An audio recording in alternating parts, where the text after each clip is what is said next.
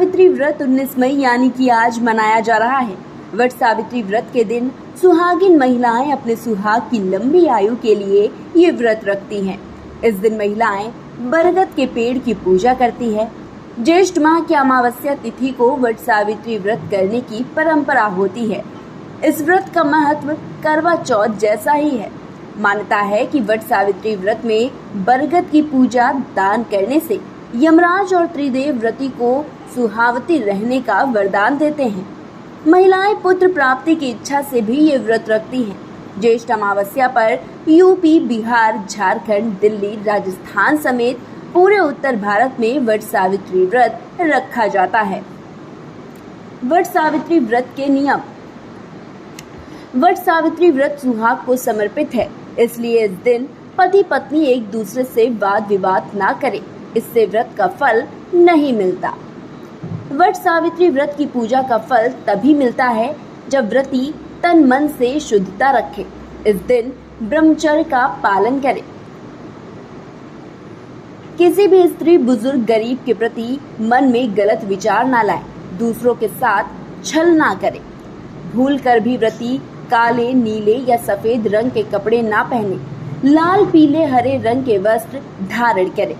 वट सावित्री व्रत का पारण पूजा में उपयोग किए भीगे चने या वट वृक्ष की कोपल खाकर ही करें। व्रत वाले दिन भूल से भी तामसिक भोजन ग्रहण ना करें। वट सावित्री व्रत की कथा। मध्य देश में अश्वपति नाम के धर्मात्मा राजा का राज था। उनकी संतान नहीं थी, लेकिन कुछ समय बाद उन्हें एक कन्या की प्राप्ति हुई, जिसका नाम सावित्री पड़ा। विवाह योग्य होने पर सावित्री ने सत्यवान को पति रूप में वरण किया। विवाह के बाद पता चला कि सत्यवान अल्पयायु है और 1 साल बाद ही उसकी मृत्यु हो जाएगी, लेकिन सावित्री अपने दाम्पत्य जीवन को लेकर अडिग रही। सावित्री की गोद में ही त्यागे सत्यवान ने प्राण। नारद जी ने मृत्यु का जो दिन बताया था, उस दिन सावित्री सत्यवान के साथ वन को चली गई। वन में सत्यवान जैसे ही लकड़ी काटने पेड़ पर चढ़ा तो उसके सिर में असहनीय पीड़ा होने लगी। वह सावित्री की गोद में अपना सिर रखकर लेट गया। थोड़ी देर बाद सावित्री के समक्ष यमराज दूतों के साथ खड़े थे। यमराज सत्यवान के प्राण को लेकर दक्षिण दिशा की ओर चल दिए।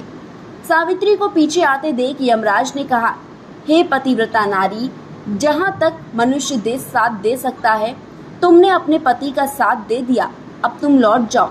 लेकिन सावित्री ने कहा कि जहाँ मेरे प्राण प्रिय जाएंगे, मैं उनके साथ जाऊंगी। वट वृक्ष के नीचे मिला जीवन दान।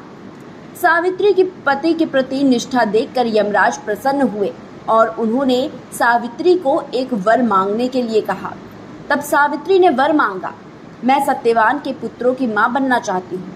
यमराज ने तथास्तु कहा। सावित्री ने कहा कि पति के बिना पुत्रों का वरदान भला कैसे संभव है। तब यमराज ने वट वृक्ष के नीचे सत्यवान की जीवात्मा को मुक्त कर दिया। यम के आशीर्वाद से सत्यवान पुनः जीवित हो गया और सावित्री के 100 पुत्रों की कामना भी पूरी हुई।